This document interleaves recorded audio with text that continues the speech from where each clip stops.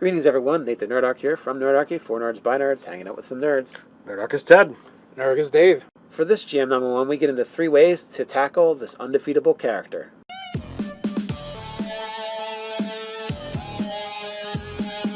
Jump down the description below where you can sign up for Nerdarchy the News Letter, get weekly gaming tips, as well as learn how to game with Nerdarchy. And also remember, if you have a GM 911, you can send them to us at nerdarchy@gmail.com. Subject line, GM 911. So, Thomas sent us an email. You jokingly said, well, is this you, Ted? Because it's very similar to, one of his players is built similar to your character. He's got a Eldritch Knight with, I imagine, high armor class. He's got an Eldritch Knight wearing heavy armor, casting the Blur spell, making it difficult for encounters. Yeah, it's very hard for them to hit. Disadvantage on your attacks. So, and he wants to know how can he challenge this player without one, overwhelming the party, and two, not make it look like he's just specifically targeting this player. Yeah, not going full evil GM on him. All right, so first and foremost, if all you're doing is putting monsters in that make attack rolls, this is what that particular character is specialized at surviving. So you need to think of different things that can be done. So first and foremost, areas that are going to nullify the magic. So, all right, this is going to be a problem for your wizard. Ouch, that's gonna hurt, but it's going to definitely alleviate this character's greatest strengths. Apart from that, spells like Magic Missile, they automatically hit. Well, if he casts Shield as a reaction, well, you're still burning through their resources. You also have area effect spells that it's just saving throws, damage is going to happen regardless of whether he's got Blur on or not. And there's also some instances where it's not really targeting the player, it's targeting the character. And what I mean by this is, if you're in a combat with multiple opponents, and one of them is a spellcaster, and he clearly can see that you're using Blur, he might, 1, dispel it and get rid of it. 2, cast Magic Missile because he sees you as a greater threat because his allies are having a lot of trouble targeting you, or 3, just go to area effect spells to nullify your advantage. But in addition to that, there are certain things that it's not going to matter, like traps and hazards. They don't rely on sight, so Blur isn't going to matter. So if these kind of things are going on during the combat, 1, it'll make the combat a little bit more interactive and interesting, but 2, it also will kind of get around that. There's tons of stuff you can do, but the biggest thing I would recommend is just doing a variety of different types of encounter. If all your counters are kind of the same and it's like you hit monster hits you, yes, you've basically created a bunch of encounters that this one player happens to be really good at overcoming.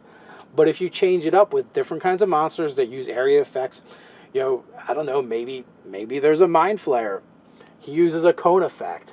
Maybe that Mind Flayer is in the Underdark. Well, you know what lives in the Underdark? Grimlocks. You know what Grimlocks don't do? See. They don't see. You know what I mean? And this is just creating an encounter that makes sense, but particular player isn't geared towards overcoming. Yeah. And that's okay to put those in. And there are also some creatures that have true sight, or illusions don't work well on them. And there's also spells that certain creatures have, like Drow have the ability to cast Fairy Fire.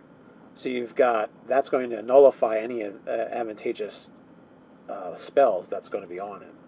And again, you're talking about, a particular enemy or threat that are going to use tactics and strategy and be like, 1, we all have Fairy Fire, so it's good if we just Fairy Fire everyone anyway.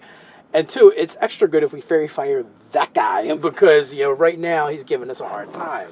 So, and this comes, around to that concept of encounter design.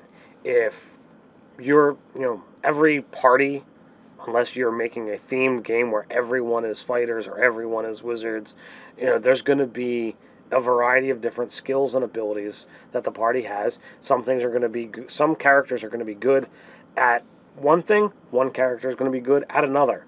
So the idea is that you typically want to have this revolving wheel that keeps highlighting certain characters' advantages and certain characters' weaknesses.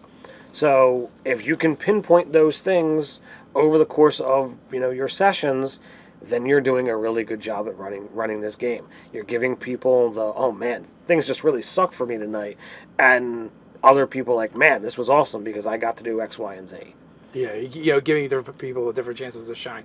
Another thing too is like the terrain, or the type of encounter. Like we keep saying, like maybe they're flying enemies, or maybe the terrain is columns that are over a pit or something, right?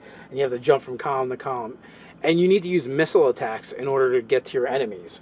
All right, so he's an Eldritch Knight. Well, he has a very high armor class. That means he's probably a melee fighter, because he's using a shield. Later encounters, because he would have burned through his spell slots, and they will be able to perform better than him on average with the extra encounters that come up.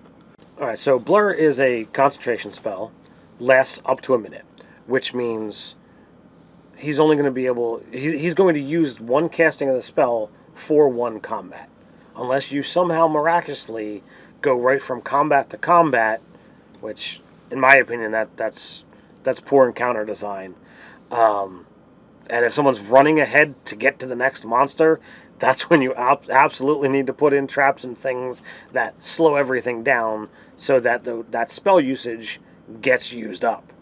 Well, I mean, that's one thing. Or just, let it happen. But, like, literally, that means no resting in between battles. And whatever resources you have to deal with, so that you're not going to get the advantage of short rests and stuff like that. So I'm even okay with them rushing to the next battle. But oddly enough, you should mention that someone, when we talked about the conjure elemental spell, is like, because we kind of complained about how long it takes to cast, and they're like, but it lasts a whole hour. How long does it take you to get through a dungeon? I'm like, what? Like, literally, they're saying, like, a dungeon should be an hour or less to go through the whole thing. They dungeon differently than me. Yeah, in-game hour. A dungeon, that's a sprint, I think. Yeah. But, also the other thing is, changing things up has a huge effect. Even in my own games, where my players are used to going through, like, maybe one, maybe two encounters a whole session, and if there's two, they're, like, spread out. Well, the first time I hit them with multiple encounters back to back, it was a complete game changer for them. The one night they had 3 encounters compared to their normal one. 2 of them were really close together. And, it totally changed things, because they were playing to, I only do 1 encounter, and then the next time I did it to them, again, it was kind of very similar as far as resources and how they played the game. Playing around with your encounter design to deal with their resource management definitely can change some things up and possibly alleviate some of the issues and stress that this one dude is causing. Now, I jokingly said in the beginning that, Dave thought it was me who did this, because this exact issue is something that I deal with continually with Dave's character. All right, I don't typically get to drop Dave's character. No big deal. That's not what I do this game for. Drops everybody else. That's what he does the game for. But, as I said, area effect spells, direct damage via, like, magic missile or, that kind of stuff. And, things that don't require attack rolls are really what you want to look at, because then you don't have to worry about the disadvantage. You don't have to worry about the high numbers. The other option is to just throw so many things that are low level at him. You'll burn through stuff eventually, and you might just get those 20s and land some hits, stop the blur from happening, and there you go. Another thing is, you have a character that can survive combat, but what if hitting the thing and not dying is not the way to win the encounter? There's other things that this character's not going to be good at when it comes to encounter designs that are not just based upon defeating the other side. Or last person standing, so what? You are invincible pretty much against all these people because of your high armor class and all of your other Eldritch Knight stuff. The rest of your party's on the ground. So that would also be considered not a win as far as I'm concerned if I was that character that was left. And that, in the game where we have a similar situation with Dave's character, there are people that get knocked down almost every combat. It just happens. And that's It just doesn't happen to be his particular character that gets knocked down most of the time. So there can be situations where if it's a total party wipe, except for his one character, well, and that's a tactic that I've done, is I've looked at, okay, well, an intelligent adversary knows where to attack, and if after a round or two they've swung at Dave and they just can't land an attack, well, they can move to somebody else, and slowly but surely, if the rest of the party falls and they're all surrounding him and he hasn't taken them all down, well, then there's going to be a problem. Because fighter Eldritch Knight is not a cleric. They're not healing. They're not resurrecting fallen adversaries.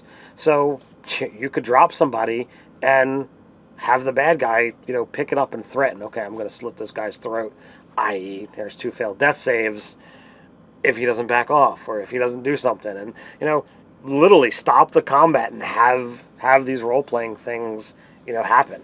That can change some things. Yeah, you're not going to have access to a lot of big boomy spells. So, like we said, just a quick recap: change the pacing than what you normally do. You can change the counter styles that you normally have. That'll switch it up, and make them think out of the box and have alternative ways to win. Win the encounter. So, what do you guys think? You have any further suggestions for Thomas? It's a great place to do that, and that's put it down in the comments below. While you're down there, don't forget to like, share, and subscribe. You can check us out over on Facebook. You can also patronize us in a good way over on Patreon. So until next time, stay nerdy.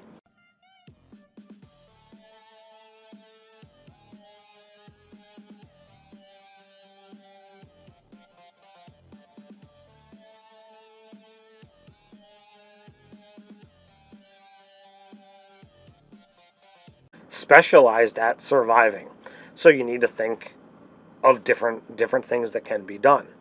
So first and foremost, areas that are going to nullify the magic. So, all right, this is going to be a problem for your wizard. Ouch, that's gonna hurt, but it's going to definitely alleviate this character's Eldritch Knight with, I imagine, high armor class, he's got an Eldritch Knight wearing heavy armor, casting the blur spell, making it difficult for encounters. Yeah, it's very hard for them to hit. Disadvantage on your attacks. So, and who wants to know how can he challenge this player? Greetings, everyone. Nate the Nerdarchy here from Nerdarchy, for nerds by nerds, hanging out with some nerds. Nerdarchy is Ted. Nerdarchy is Dave. For this GM number 1, we get into 3 ways to tackle this undefeatable character.